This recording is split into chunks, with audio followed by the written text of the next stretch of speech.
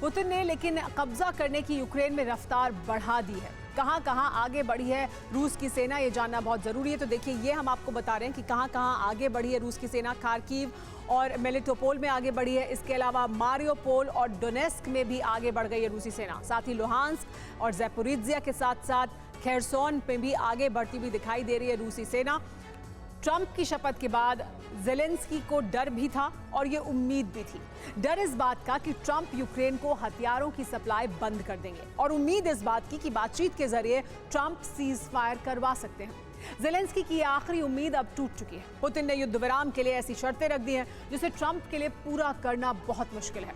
अब दावा यह है कि पुतिन बहुत जल्द पूरे पूर्वी यूक्रेन पर कब्जे की जंग शुरू कर सकते हैं।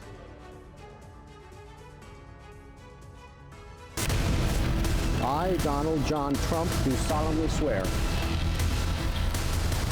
घर बैठे अच्छा मुनाफा कमाना सब चाहते हैं। कैंडल मेकिंग बिजनेस से ये सपना पूरा करें। जानने के लिए फ्रीडम ऐप डाउनलोड करें।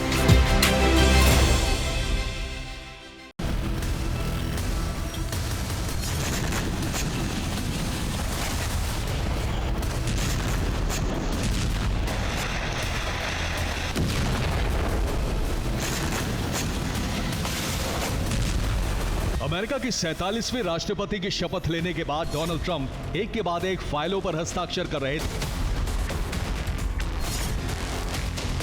इसी दौरान एक सवाल के जवाब में ट्रंप ने साफ साफ कहा कि अगर वो राष्ट्रपति होते तो रूस यूक्रेन की जंग कभी शुरू नहीं होती।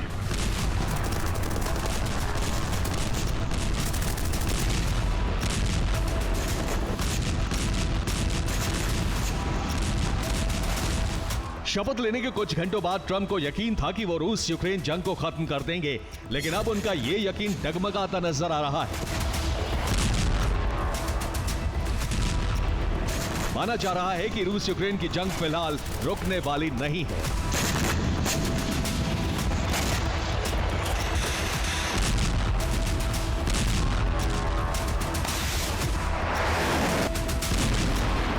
दरअसल शपथ के बाद जिस ट्रंप पुतिन की वार्ता की चर्चा हो रही थी, फिलहाल वो डिरेल होती नजर आ रही है, जिसकी वजह है बीते 24 घंटे में आया पुतिन का बयान, जो शायद डोनाल्ड ट्रंप को बिल्कुल पसंद नहीं आया होगा।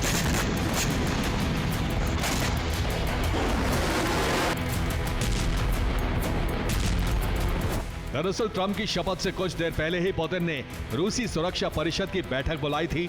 इसी दौरान उन्होंने ये बात कही। इस बयान से 4 बड़ी बातें निकलकर सामने आती हैं। नंबर 1, पुतिन चाहते हैं कि डील में रूस का हित सर्वोपरि हो।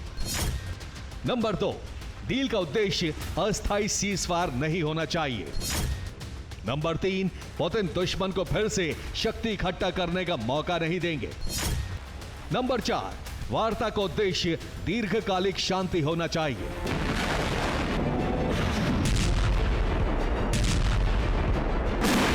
पुतिन का मानना है कि बातचीत की पेशकश सिर्फ यूक्रेन को फिर से तैयार करने की मोहलत देना है। यूक्रेन और नेटो कुछ महीनों का युद्ध विराम लेकर फिर पूरी तैयारी से रूस पर हमला करेंगे।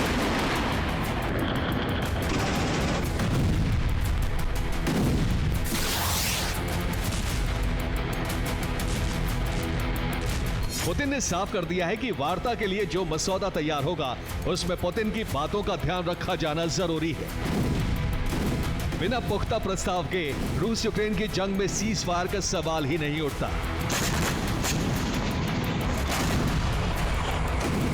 हालांकि पुतिन के इस मैसेज पर डोनाल्ड ट्रंप ने भी साफ साफ कहा है कि पुतिन का यह रुख रूस को बर्बाद कर देगा।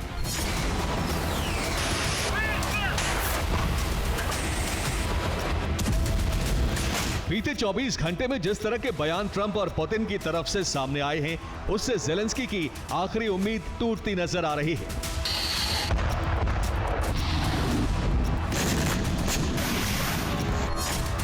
दरअसल एक तरफ रूसी राष्ट्रपति व्लादिमीर पुतिन सीज फायर के लिए इच्छुक नहीं दिख रहे हैं, तो दूसरी तरफ ट्रंप ने साफ कर दिया है कि अमेरिका अब दूसरों की जंग नहीं लड़ेगा।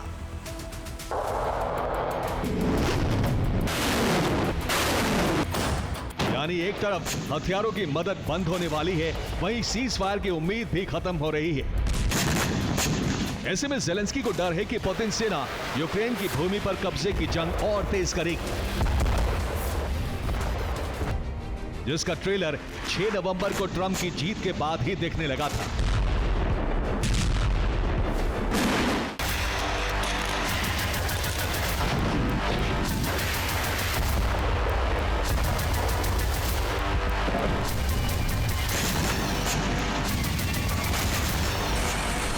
पुतिन किसी भी कीमत पर फिलहाल सीज़फायर नहीं चाहते हैं। उनका एजेंडा यूक्रेन के अधिकतम भूभाग पर रूसी झंडा लहराना है, जो आने वाले वक्त में पुतिन सेना के लिए बेहद आसान होने वाला है।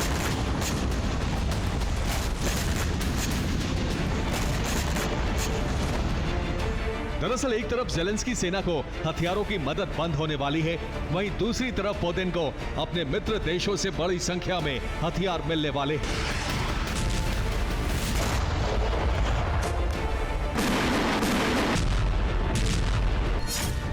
उत्तर कोरिया रूस को KN-25 मिसाइलों का जखीरा देने जा रहा है। इसके अलावा होवित्जर तोपें भी उत्तर कोरिया से रूस भेजी जाएंगी। ईरान से रूस को शाहिद ड्रोन मिलने वाले हैं। इसके अलावा फतेह 360 मिसाइलें भी रूस पहुंच सकती हैं।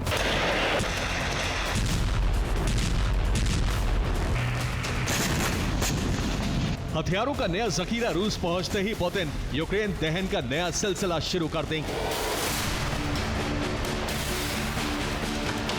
एक तरफ पुतिन यूक्रेन दहन की तैयारी में है, तो वहीं हर फ्रंट पर घिरते जा रहे ज़ेलेंस्की बौखलाए हुए हैं।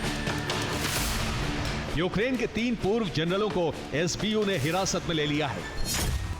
इनमें brigadier general Yuri Helushkin, lieutenant general Arthur Horbenko और कर्नल इलिया लपिन का नाम शामिल है। मई 2024 में रूसी सेना खार्किव में दाखिल हो गई थी। तब खार्किव की कमान इन तीनों जनरल्स के पास थी। यूक्रेन में इनकी रणनीति पर सवाल उठ रहे हैं। दावा है कि ये जनरल वक्त से पहले फ्रंट लाइन छोड़कर भाग गए थे, जिससे वहां मौजूद यूक्रेनी सैनिक नियंत्रण खो बैठे। खार्किव ओब्लास्ट के एक हिस्से पर रूस ने कब्जा कर लिया। माना जा रहा है कि हार करीब देखते हुए यूक्रेनी सेना में दोषियों को ढूंढा जा रहा है, ताकि हार का ठीकरा दूसरों के सिर मढ़ा जा सके। इसे लेकर ज़ेलेंस्की का बयान भी सामने आया है। उन्होंने कहा, मैं आज की कार्रवाई के लिए SBU को धन्यवाद देता हूं। यह संदेश जाना जरूरी है कि दोषियों को बख्शा नहीं जाएगा। वरिष्ठ सैन्य कमांडर जांच से ऊपर नहीं है।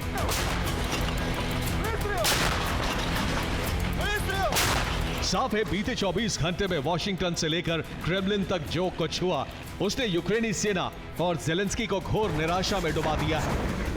डर है कि पुतिन बहुत जल्द ज़ेलेंस्की का खेल खत्म कर सकते हैं। Bureau report, TV9 Bharatvarsh.